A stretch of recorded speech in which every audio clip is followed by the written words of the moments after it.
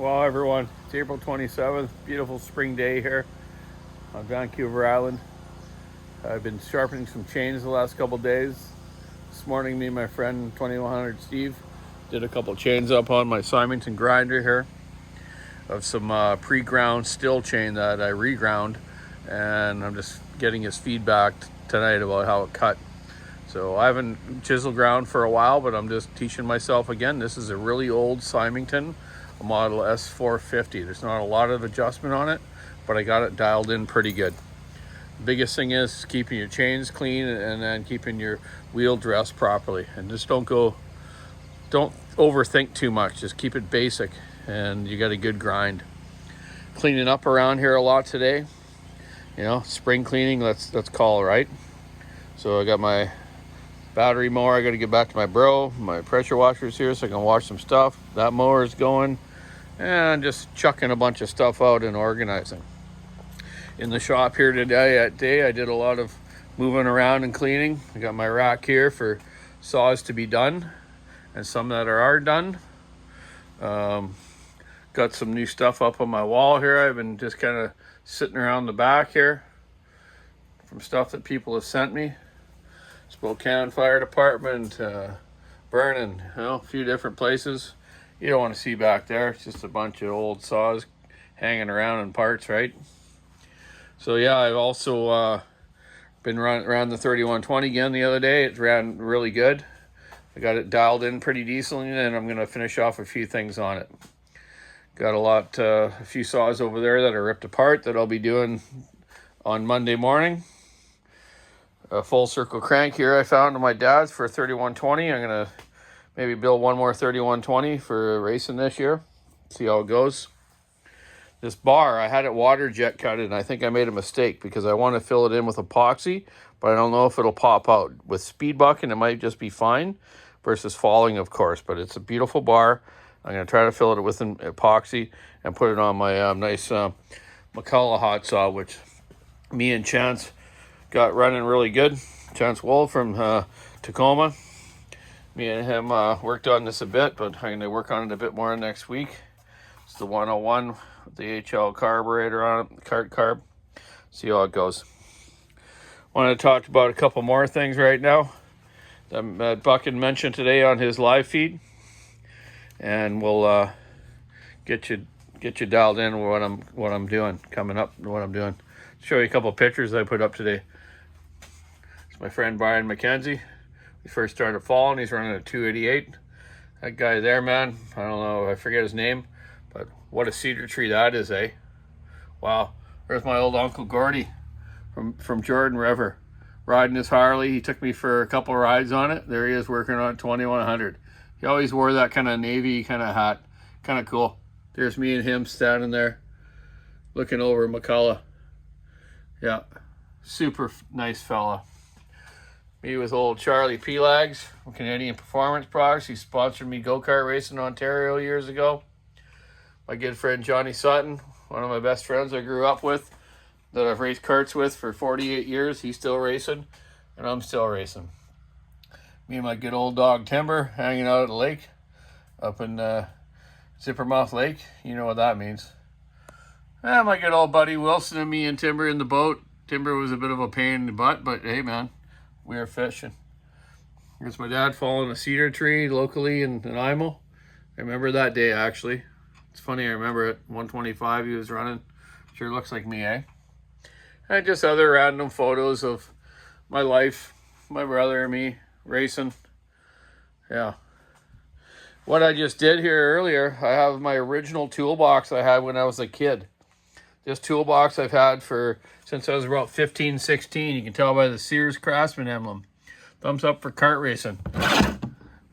Here's my union stickers from a logging camp from like 1989 to 91 or something. Ontario Kart Racing Association. Warning, nothing in here is worth losing your life over, so don't steal my tools.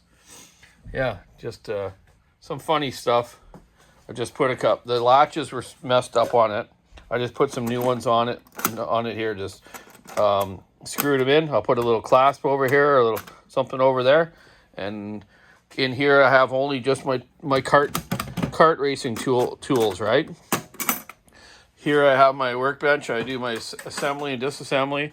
My other workbench for stuff. My other workbench there for the go-kart engines and other stuff as well. If someone's here helping me, they can use that. But yeah, I don't need a lot of tools for the kart racing. Just some basic Allen wrench T-wrenches. These are called Beta tools from Europe. They're very good Allen wrenches and good quality stuff. So I'll have just the basic Allen wrenches, a few wrenches, some Allen wrenches, a couple pliers, you know, just the basic stuff. I don't need to carry a big cabinet like that. Just enough to work on the go-kart. So now I've refurbished my old toolbox back to that, and here's all the crap that was in it, but you know, I'll just throw that away into my other stuff.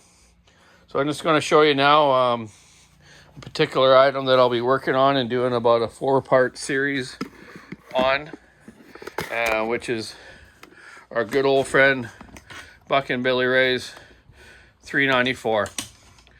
On the saw itself, the serial number tag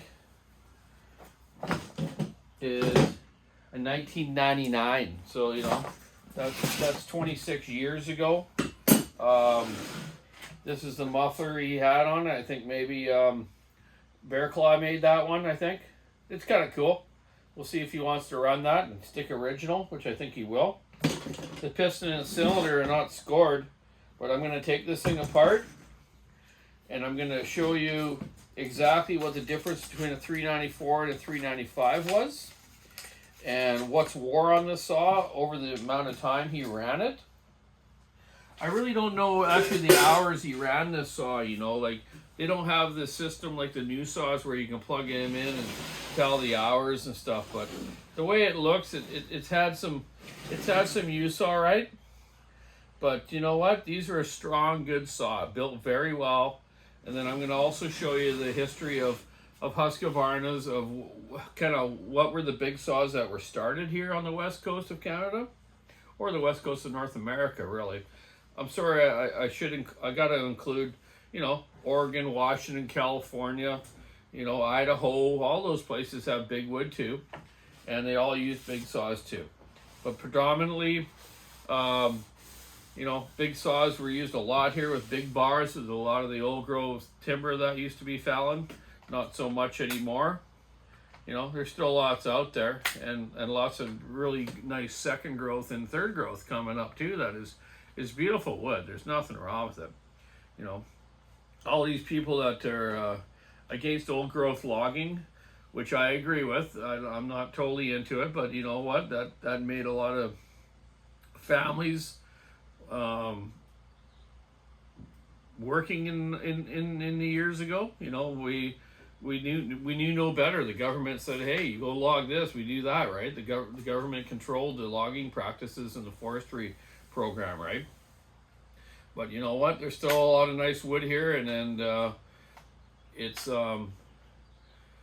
ready for you know, be taken down for the market. But a lot of the old growth places have been protected now, which I think is a great thing. I really do. Like I'm as much of a tree hugger as anyone else out there.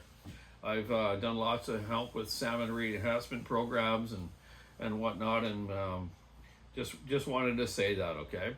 Not every logger in the world damaged the world. It's what we did.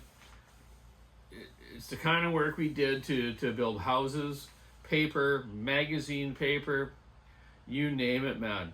So you got to think of it that way, and the government controlled it. You know, like, you know, some people think, oh, this one community, this happened in that community because of the logging. No, it didn't. It's just it's environmental problems plus the way it was controlled years ago. So I'll get off that topic, but I'm just saying I love my trees as much as everyone else does. But we also have a living to make in our area, and we have to farm our trees properly to keep up with the demand of pulp and paper. So this is Buck and Saw, and I'm going to do the first video tomorrow night right here. Hopefully it'll have decent enough lighting. I'm going to try to focus in of of taking it apart and showing you what's wore on it and how the motor looks, and go through the different series of the saws that were in the big wood here, like I just said a minute ago. And yeah, we'll go from there. So I'll do a strip down first for the first video, and then I'll do a bottom end rebuild of putting bearings and seals in the bottom end and pressing the crankcases together. Then we'll do a top end video, and then a video on carburation and the final assembly of it. Then we'll go run it, and I'm going to ship it to Buckenfest, where he will get it there and run it there in front of everyone that will be there. So I'm pretty excited about it. Got the place cleaned up here again decently. You know, you get real busy and you get complacent and you forget to kind of keep organized, but sometimes it's hard, right? So I just want to say thanks for watching my channel, and thanks for watching Buckin. Today his live feed was really good. His talk today was really good about everything.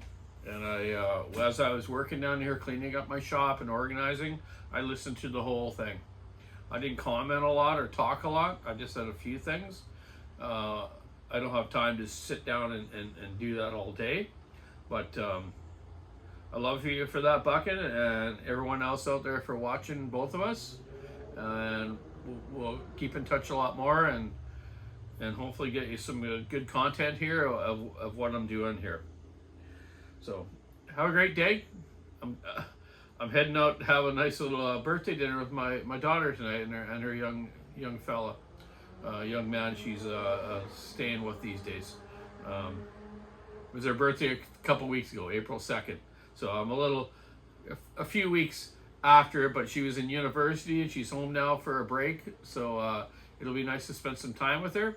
And now that I'm walking again and getting a little bit back in shape, I'm gonna get out golfing with her, with Shelly as well, and Matter young boyfriend there, and it should be cool. So keep your saw on wood, stick your nice rub it around, get out, enjoy the nice weather that we have today and rest of the week or any day. Keep smiling, live life good, be kind to everyone. Bye now.